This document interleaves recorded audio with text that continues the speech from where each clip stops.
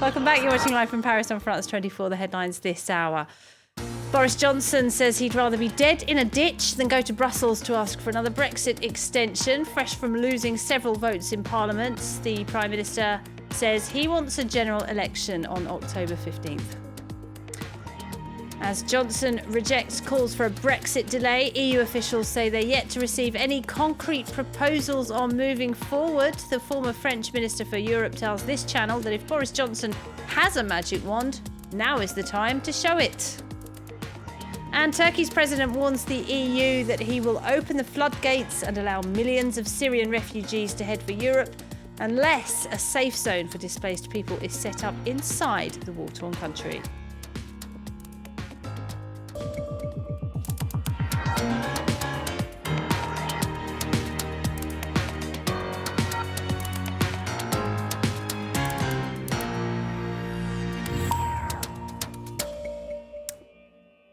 First, Sudan's new Prime Minister has announced his new cabinet. It's the country's first government since the ousting of former President Omar al-Bashir back in April. The new lineup includes 3 women, including the country's first female foreign minister. A former World Bank economist will lead the finance ministry. The cabinet is part of a power-sharing agreement between the military and pro-democracy demonstrators. It will serve for 3 years before a national election can be held. Well, Georgia Calvin-Smith will have more on that story in Eye on Africa later in the programme. But now Britain's Prime Minister says he will not travel to Brussels to ask for another Brexit extension and has instead called for a general election on October 15th. Visiting police cadets in Yorkshire today, Boris Johnson said he'd rather be dead in a ditch. Last night, MPs rejected his call for a vote on an early poll. The opposition says it will not agree to an election until legislation to stop a no-deal Brexit is in place. Lawmakers did, however, pass a bill designed to force Johnson to seek another delay. Here's what he had to say about that. We want an election on October the 15th.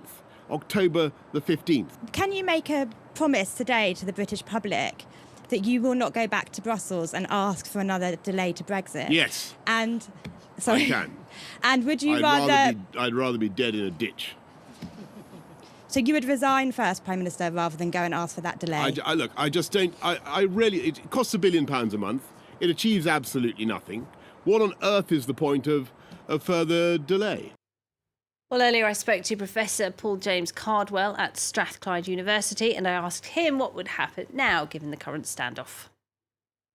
We're really in a situation where nobody knows. These are really unprecedented times. The government has lost its majority. It lost it by a member of the Conservative Party in Parliament switching to the Lib Dems. And then the government withdrew the whip from over 20 MPs, thus reducing the number of MPs that it has, whilst at the same time the opposition doesn't want now or at least not yet, the election that it's been calling for.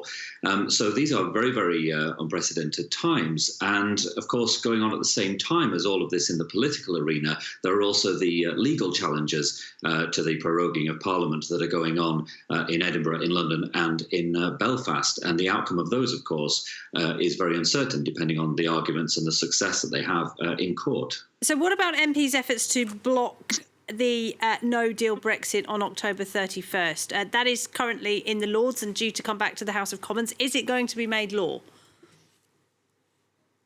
Well, it certainly seems like it, but there's still a question over how watertight that legislation could be. And certainly there is some scrutiny of the opposition into how far they can go to make sure that it's absolutely certain that their aim of preventing a no-deal Brexit will go forward. And we've certainly seen in the past few weeks, it's really some unbelievable discourse coming from the government, including things about whether they would be sure or not to respect a law that's been made by Parliament.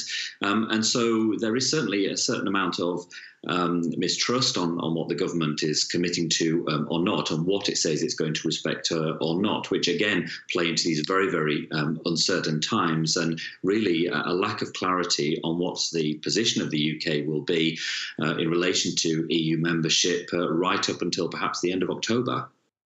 Well, events at Westminster are being watched closely in Brussels this week. It would, of course, be up to the EU to grant any extension to Article 50. As for a new negotiation, Europe has challenged Boris Johnson to come up with an alternative to the controversial Irish backstop. The former French Minister for European Affairs told France 24 that she hasn't seen a single proposal. I've seen nothing. What I heard from Boris Johnson, I had heard it from David Davis or from Dominic Raab when they were in charge of Brexit, that one should be flexible and creative.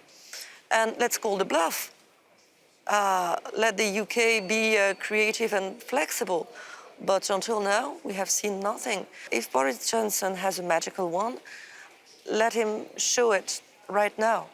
But it could very well be that there is nothing else that is feasible except the backstop. And you can see Catherine Nicholson's interview with Nathalie Loiseau here on France 24 this Saturday at 12 p.m. Paris time.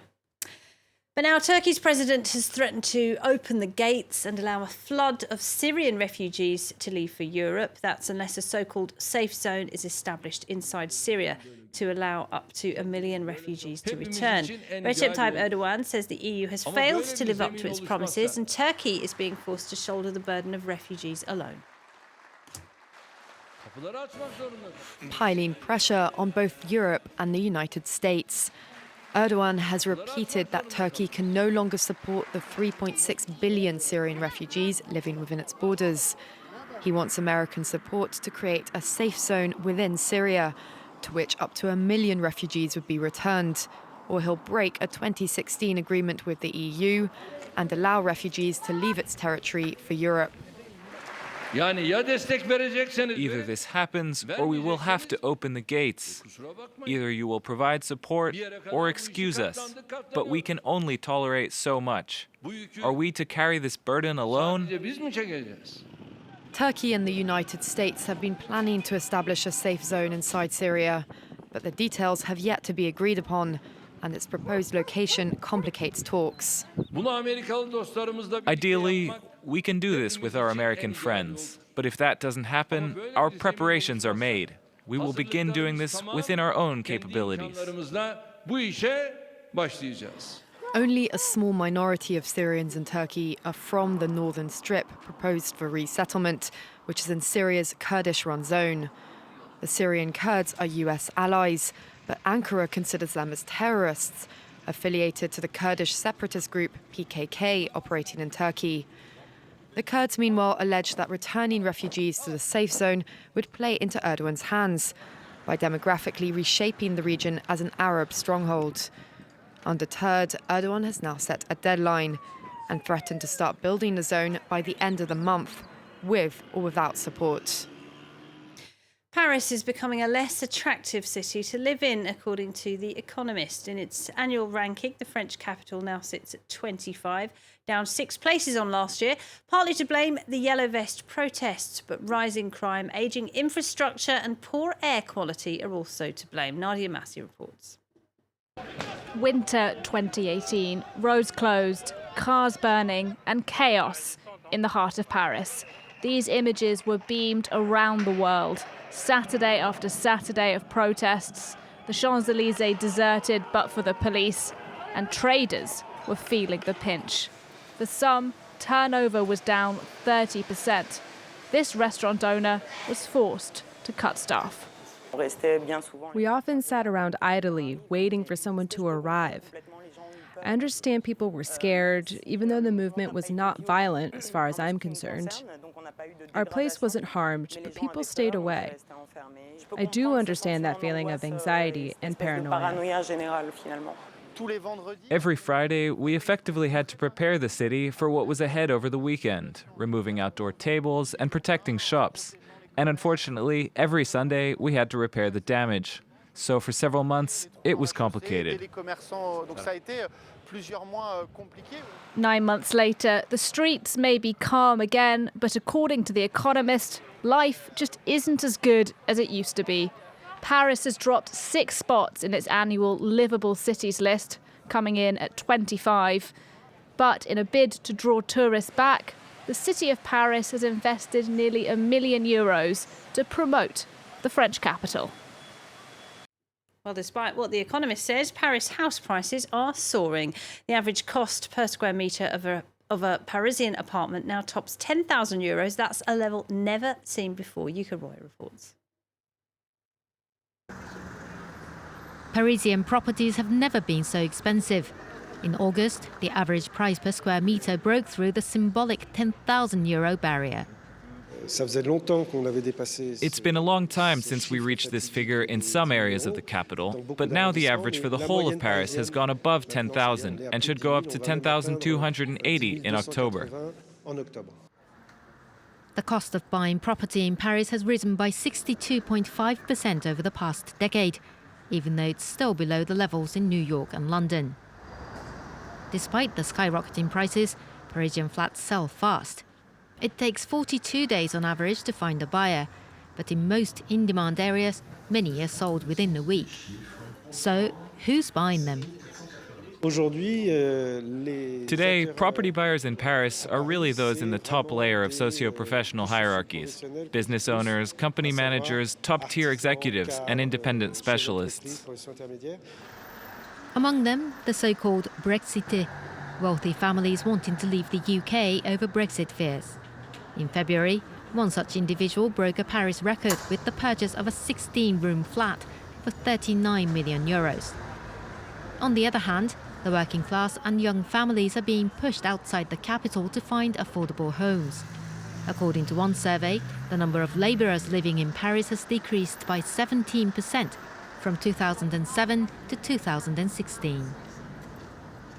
Now, Thursday was Judgment Day for France's most notorious rooster. Early morning crowing from 4-year-old Maurice has pitted his neighbours against his owners.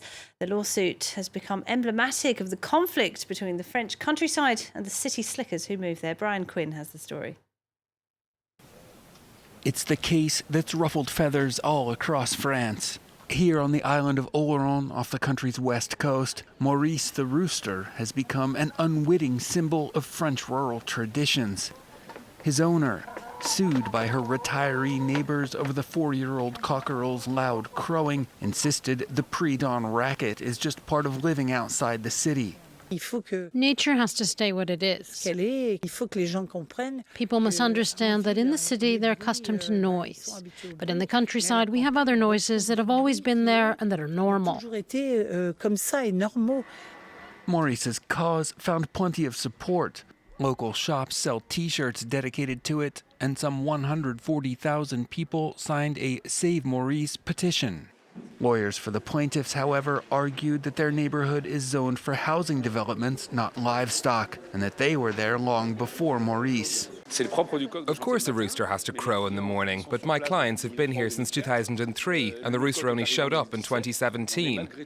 The key here is this is an urbanized area. My clients live in a development. This is not the countryside. The case of the raucous rooster is not alone. A French court in the southwestern region of Landes is set to decide whether this woman's backyard flock of noisy geese and ducks constitutes a nuisance to her newly arrived neighbors. Faced with a litany of complaints against everything from mooing cows to chirping crickets, one French mayor has proposed a solution: writing the noises onto France's heritage list, thus putting them under state protection. Well, congratulations to Maurice and his owners who have won that case, and a suggestion to his neighbours to perhaps invest in some earplugs. Well, that's it from me. Do stay with us on France 24. Georgia Calvin-Smith up next with all the top stories from across Africa. That's next.